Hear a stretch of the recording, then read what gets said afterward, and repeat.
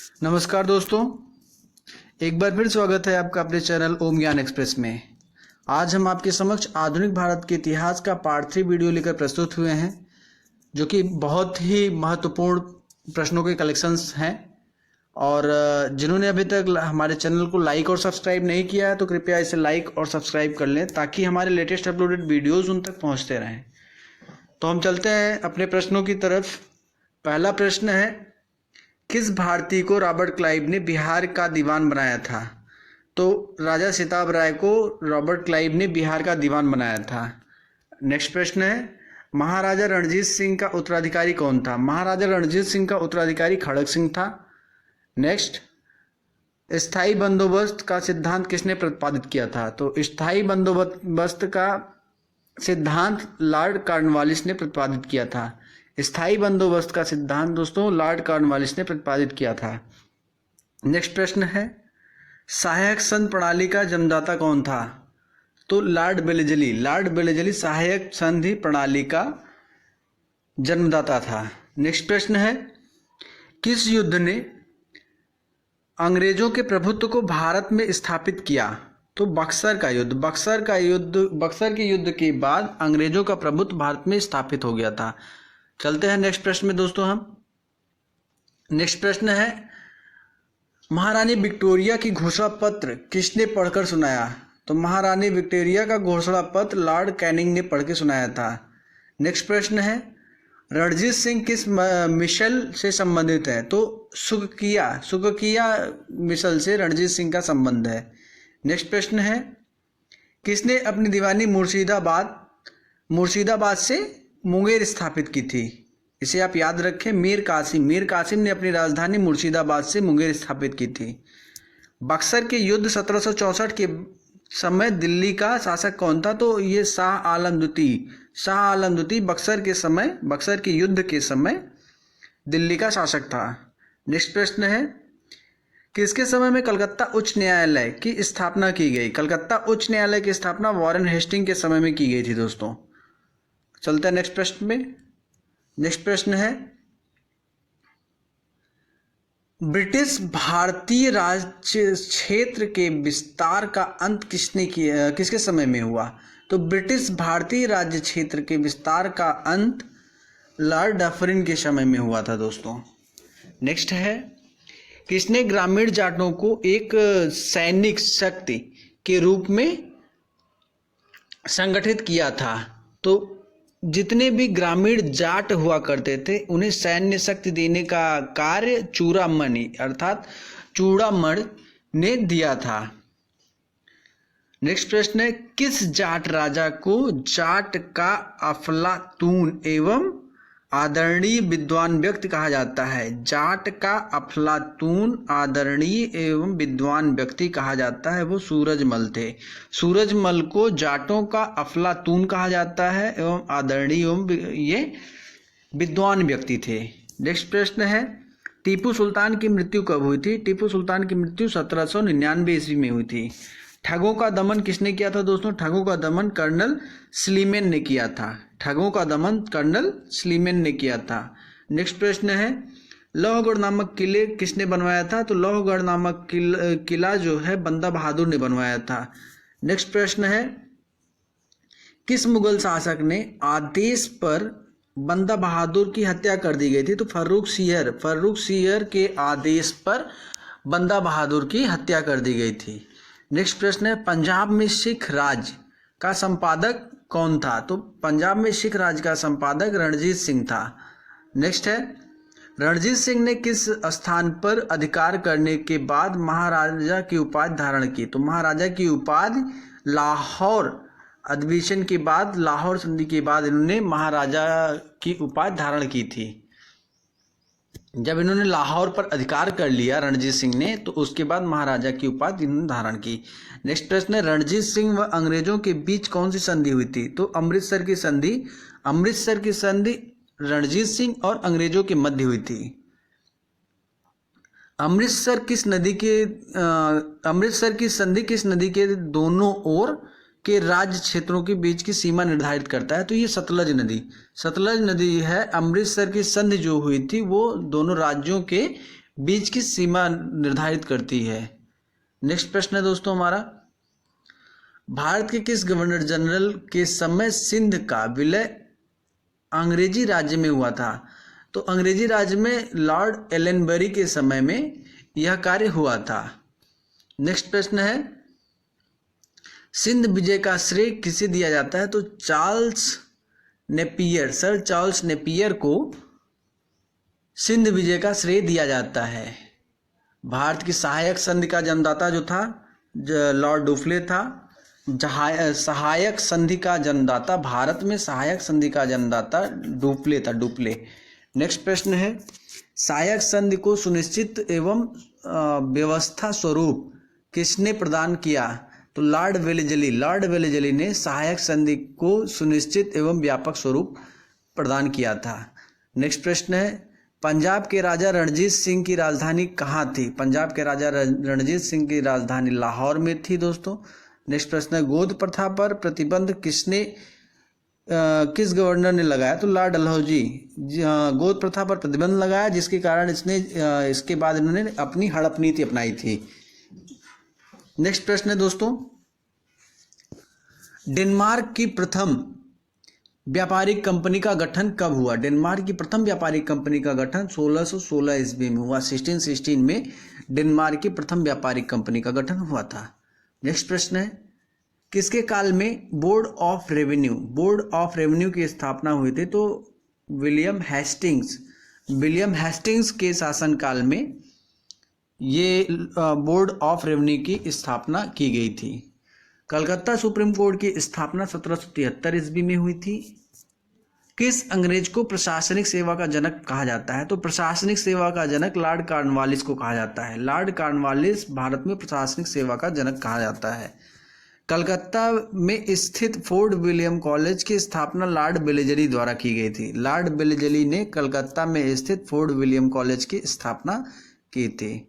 Next प्रश्न है, Tennessee act या काश्तकारी अधिनियम कब लागू किया गया? तो टेनेसी एक्ट जो है 1822 ईस्वी में लागू किया गया था, जिसे काश्तकारी अधिनियम भी कहा जाता है। नेक्स्ट, किस गवर्नर जनरल का कार्यकाल शिक्षा सुधारों के लिए माना जाता है? तो William Bentinck, Lord William Bentinck का कार्यकाल जो है भारत में शिक्षा सुधार के लिए माना जाता है।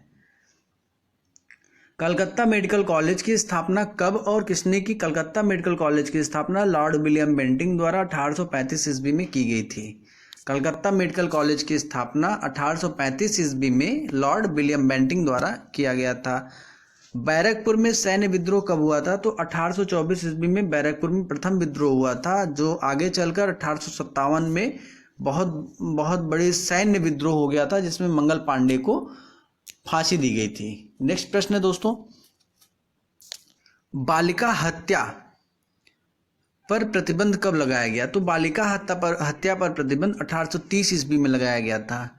किसे भारतीय प्रेस का मुक्तिदाता कहा जाता है? तो लॉर्ड चार्ल्स मेटकॉफ को भारतीय प्रेस का मुक्तिदाता कहा जाता है।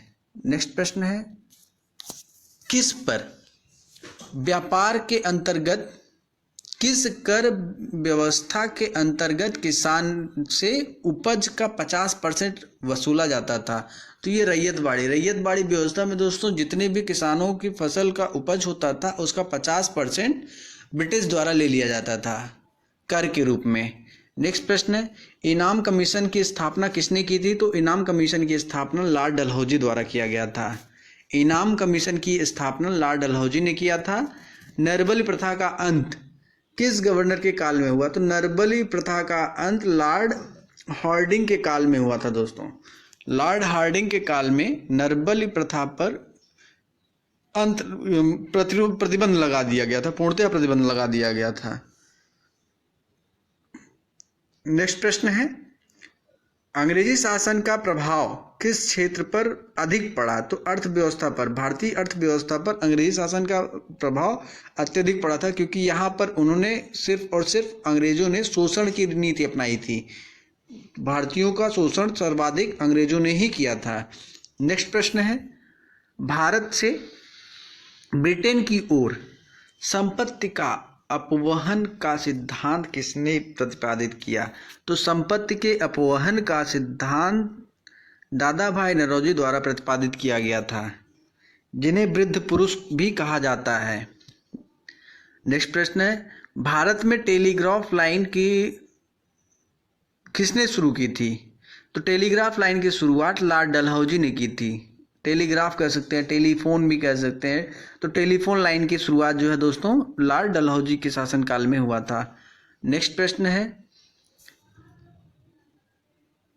प्रथम टेलीग्राफ लाइन या टेलीफोन लाइन किन स्थानों के बीच शुरू की गई थी? तो वो कलकत्ता से आगरा, कलकत्ता और आगरा के मध्य टेलीग्राफ लाइन शुरू की गई थी या टेलीफोन लाइन शुरू की गई थी।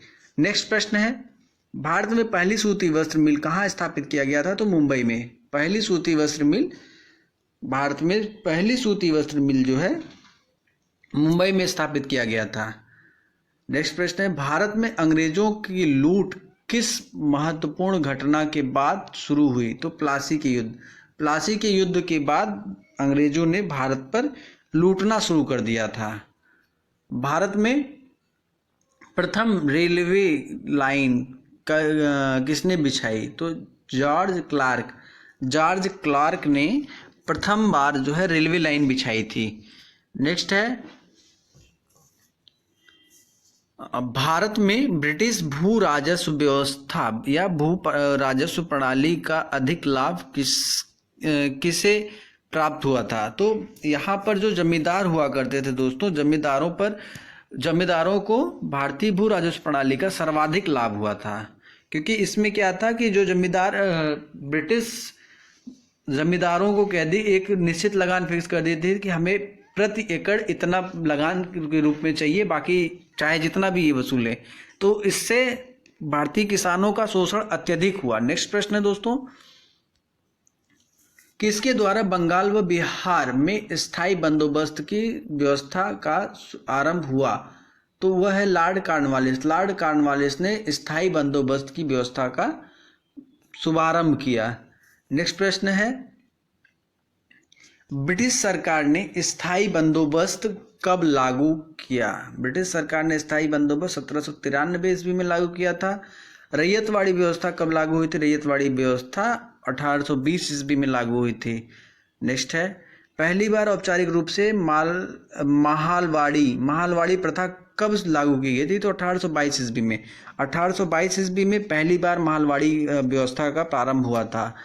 अंग्रेजी शासन में कौन सा क्षेत्र अफीम उत्पादन के लिए प्रसिद्ध था? तो बिहार में सर्वाधिक अफीम उत्पादित किया जाता था, जिसके कारण बिहार अफीम उत्पादन के लिए प्रसिद्ध था।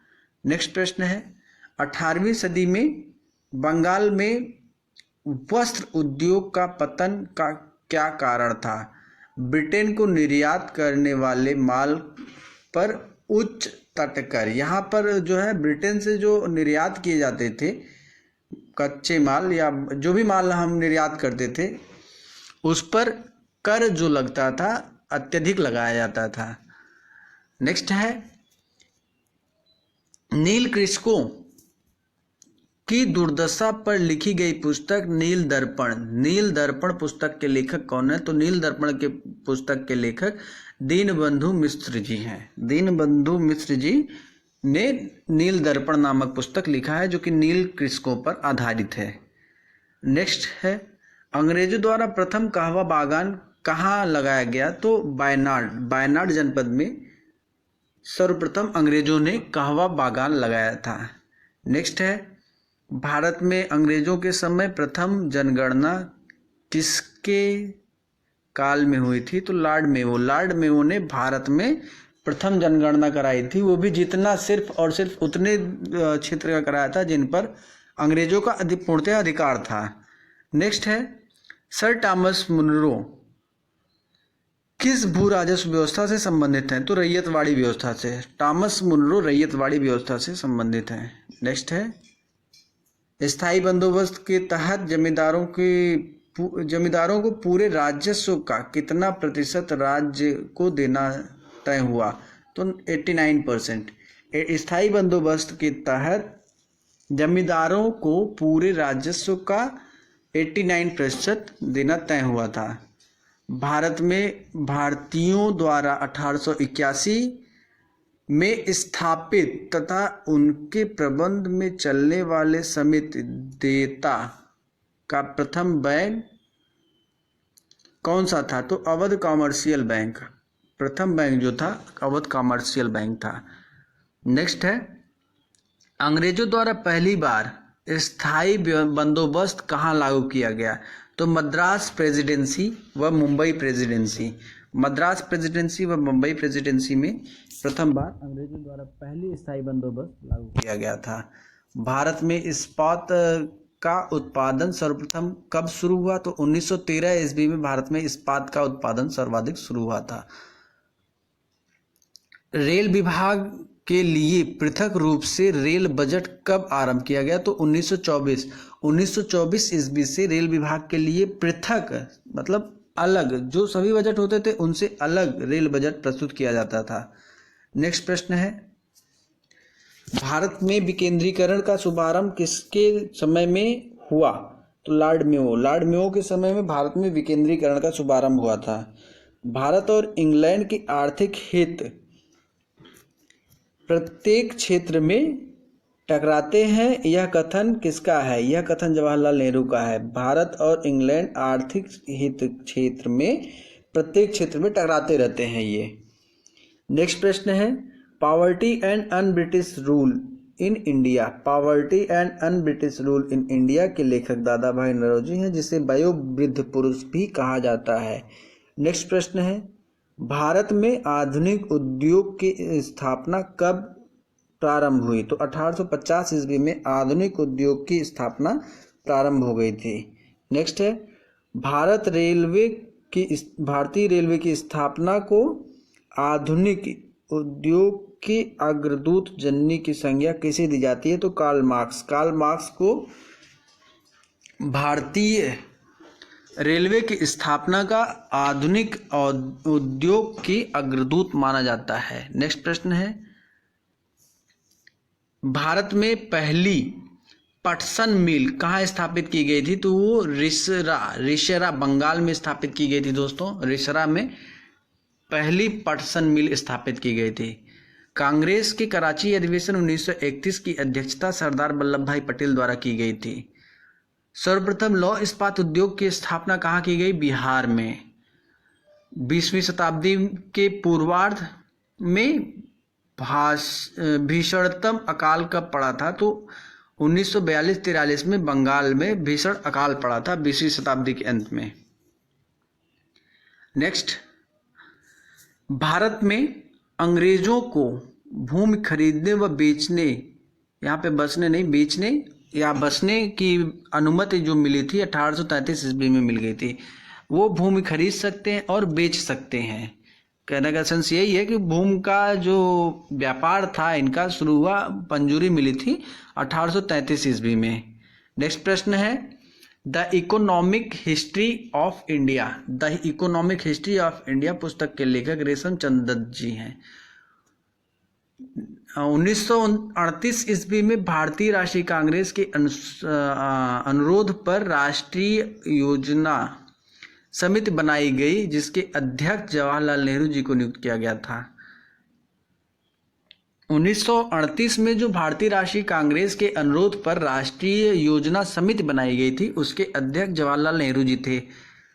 किसके काल में सिंचाई आयोग का गठन हुआ था दोस्तों? सिंचाई आयोग का गठन लॉर्ड कर्जन के काल में हुआ था, जिसने 1905 में बंगाल का विभाजन किया था। नेक्स्ट प्रश्न है, कृषि आयोग की स्थापना कब हुई? तो कृषि आयोग की स्थापना 1872 ईस्वी में हुई थी। किस स्थान पर 1866 में भीषण अकाल पड़ा था? 1866 में उड़ीसा में भीषण अकाल पड़ा था। 1866 में जो है भीषण अकाल पड़ा था उड़ीसा में। नेक्स्ट प्रश्न है, कलकत्ता में मुस्लिम शिक्षा के विकास के लिए मदरसा कब स्थापित किया गया था? तो 1772 ईस्वी में कलकत्ता में मुस्लिम शिक्षा के विकास के लिए मदरसा स्थापित किया गया था। नेक्स्ट प्रश्न है, पहले समाचार पत्र बंगाल गजट का प्रकाशन 1780 ईस्वी में हुआ था। बंगाल गजट का प्रकाशन 1780 ईस्वी में हुआ था, 1780 में। नेक्स्ट प्रश्न है, गीता का अंग्रेजी में अनुवाद किसने किया? तो गीता का, ये बहुत ही महत्वपूर्ण प्रश्न है दोस्तों। गीता का गीता का अंग्रेजी में अनुवाद विलियम विल्किंस ने किया था। विलियम विल्किंस ने गीता का अंग्रेजी में अनुवाद किया था। बिजली संचालित तार सेवा पहली बार कहाँ आरंभ हुई थी? तो बिजली संचालित तार सेवा कलकत्ता और आगरा के मध्य सबसे पहली बार आरंभ किया गया था। बनारस संस्कृत विश्वविद्यालय के संस्थापक कौन थे? तो जोनाथन डंकन जी जो है बनारस संस्कृत विश्वविद्यालय के संस्थापक थे। इसी के साथ आज का हमारा सारा कंटेंट समाप्त होता है दोस्तों। जय हिंद दोस्तों।